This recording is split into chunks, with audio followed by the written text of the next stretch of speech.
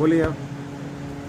क्या हमारी ही एक फाइल है जिसको आप लगातार डेली या 10 दिन 15 दिन की फाइल है और उसको दूसरे 8-10 दिन 15 दिन की कौन सी फाइल है? 15 मार्च से चल रही है फाइल। और ये एक मिनट हम अभी उसमें एक मिनट। हाँ बताइए। और भी बहुत सारी फाइलें हैं।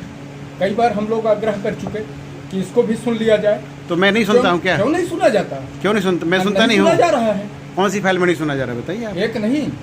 हाँ बताइए। एक नहीं, हजार फाइलें हैं। 1000 फाइलों में नहीं सुना जाता। आप आते हैं यहाँ पे, आपको फोन करके बुलवाया जाता है। आपको फोन करके बुलवाया जाता है। हाँ, आपको फोन कर मजिस्ट्रेटी। हाँ सर, ये एसडीएम कोर्ट में क्या मामला हुआ था जो वीडियो वायरल हुआ है? इसके बारे में मैं जो मीडिया में चल रहा है सब जगह वो अधूरा सच है, पूरा सच से मैं आपको अवगत कराता हूँ। ये हमारे त्योंथर अंतर्गत एक महेवा गांव है जहां एक बंटवारे का प्रकरण मेरे न्यायालय में 15 मार्च 2024 को दर्ज हुआ था। उसमें दर्ज होने के बाद उभय पक्षों को संबंध तामील हुआ। तामील के बाद जो उभय पक्ष अंतिम तर्क के लिए 16 तारीख को पेशी लगी थी, 16 जुलाई 2024 को। तो राजेंद्र गौतम जी जो विद्वान अधिवक्ता उसमें उत्तरवादी रिस्पोंडेंट की तरफ से हैं, तो वो न्यायालय में उपस्थित हुए और बोले कि साहब मैं लिखित जवाब दूंगा। तो मैंने उनको ये निवेदन किया कि साहब जवाब और तर्क एक साथ होता है कि नहीं साहब मैं लिखित दूंगा। मैंने उसको उनकी बात को स्वीकार किया।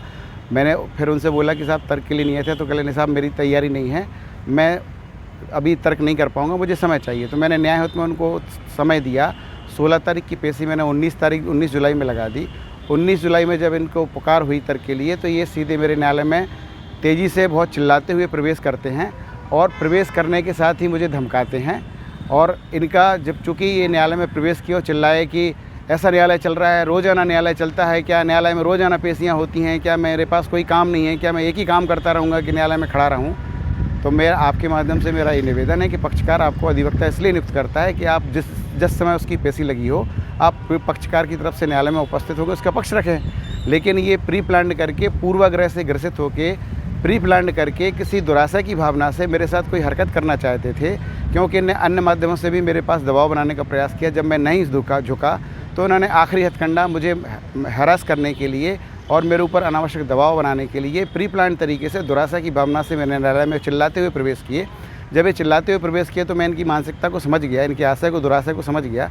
तो मैंने भी एक वीडियो बनाया है, वो आज ही मैं आपको, अभी तक मैंने उसको वायरल नहीं किया है, लेकिन अब मुझे आवश्यकता लग रही है कि पूरा सच जनता के समक्ष, माननीय वरिष्ठ अधिकारियों के समक्ष, शासन के समक्ष पूरा सच सामने आना चाहिए।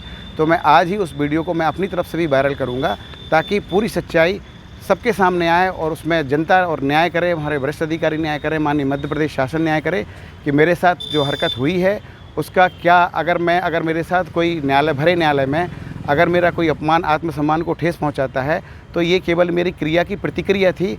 मेरा कोई पूर्वाग्रह नहीं था उनके प्रति, ना कोई मेरा दुराशय था, ना मैं केवल न्याय के उद्देश्य के लिए बैठा था। मैं झुका नहीं, मैं बिका नहीं। इतना मेरा, अगर किसी को लगता है कि ये मेरा अपराध है तो ऐसा अपराध मुझे स्वीकार है, क्योंकि मैं न्याय के लिए बैठता हूँ, न्याय की कुर्सी पर बैठता हूँ, तो केवल उद्देश्य मेरा न्याय करना होता है।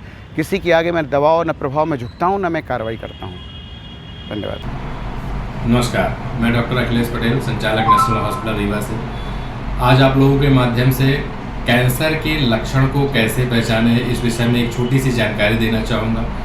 बात करें कि विंध्य क्षेत्र में पुरुषों में सबसे ज़्यादा कैंसर मुख का कैंसर होता है। मुख के कैंसर को कैसे पहचाने? कभी भी मुंह में या जबान में कोई भी छाले जो हफ्ते 10 दिन से ज़्यादा समय तक हैं, दवाओं से ठीक नहीं हो रहे हैं, तो अपने नज़दीकी चिकित्सक को ज़रूर दिखाएं। हो सकता है वो बड़ी गठान हो। लक्षण जो है शुरुआत में ही पहचान में आ जाते हैं तो उसका संपूर्ण इलाज हो सकता है। दूसरी बात करें महिलाओं में, तो महिलाओं में विंध्य क्षेत्र में बच्चेदानी का कैंसर और ब्रेस्ट, छाती की गठान का कैंसर सामान्यतः पाया जाता है।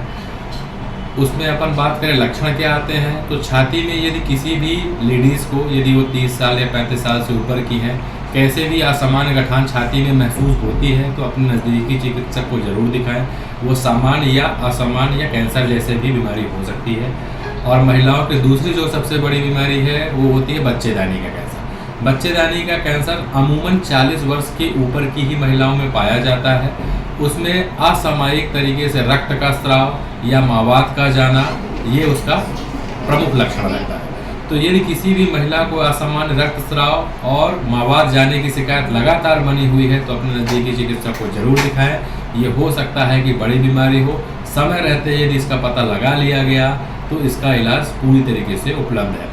और ये इलाज हम नेशनल अस्पताल रीवा में आयुष्मान, ESIC एवं विभिन्न सरकारी योजनाओं के द्वारा निःशुल्क उपलब्ध कराने के लिए संकल्पित। नमस्कार।